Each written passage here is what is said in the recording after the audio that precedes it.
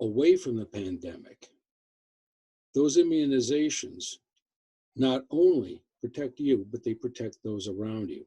One of the things we talk about when we're looking at infectious diseases is how many people I personally potentially could spread the disease to. Now, they look at it at a population level, but the more people in the community that are immune to disease X, whatever it is, the harder it's going to be for a new case of it to find somebody who hasn't ever seen it before or is not immunized against it and give it to them. And then that person, if they find one, which they may not, for that next person to find another non-immune person to spread it to.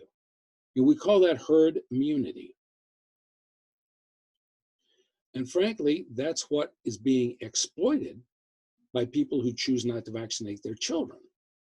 They're reaping the benefit from everybody else being vaccinated, and they're simply refusing to take the small but known risk of allowing their child to be vaccinated.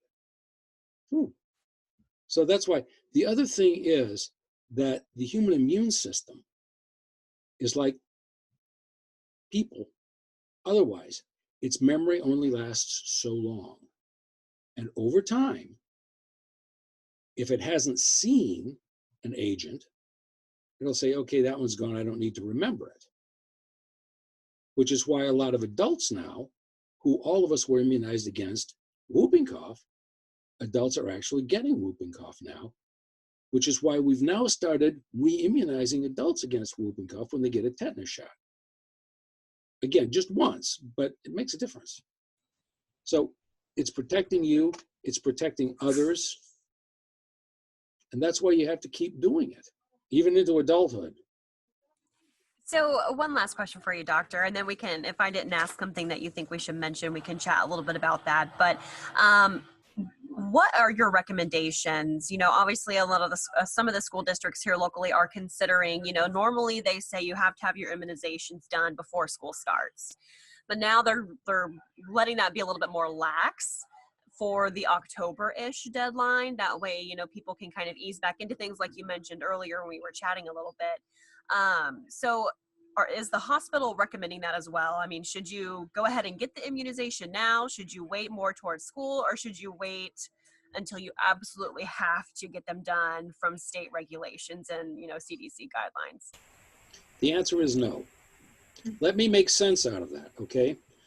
The reason that we need to be a little bit looser on this is that to get into any facility, to be able to be immunized is going to be more difficult. It's going to be a little klutzier because as medical professionals, we are taking steps to reduce the risk of the waiting room infecting somebody, okay?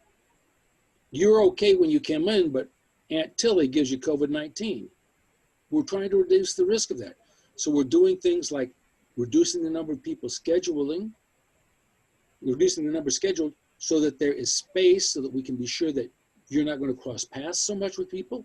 We're doing what's called virtual waiting rooms, where you're sitting in the car with whoever, if you're bringing your child in, and when we're ready for you to come in, we call or text, okay? Is that going to allow us to keep the same degree of throughput that we had before? Oh my, no.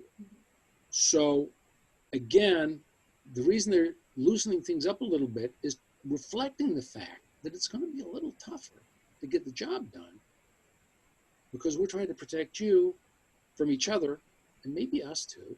I'll be honest about that. And the changes in how we're scheduling, the changes in our availability are just going to make it a little harder.